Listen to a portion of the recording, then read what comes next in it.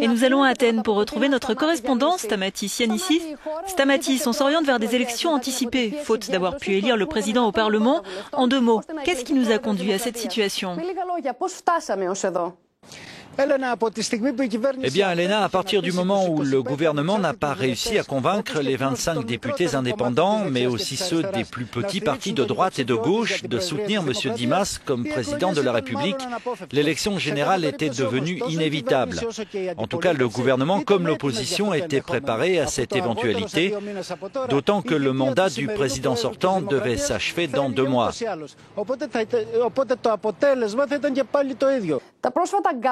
Selon de récents sondages, Syriza aurait une avance comprise entre 2,5 points et 6,5 points sur Nouvelle Démocratie, même si cela ne suffit pas à lui garantir la majorité au Parlement.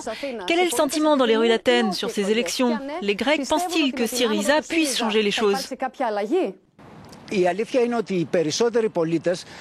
En réalité, même si la plupart des électeurs ne veulent pas d'élections anticipées, l'avance du parti de gauche Syriza dans les sondages sur le parti conservateur Nouvelle Démocratie montre bien que la majorité des Grecs aspirent à un changement politique.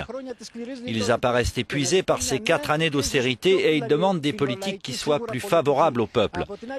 Par ailleurs, les conservateurs au pouvoir semblent tout aussi déterminés à aller au combat durant cette période préélectorale pour renverser la situation.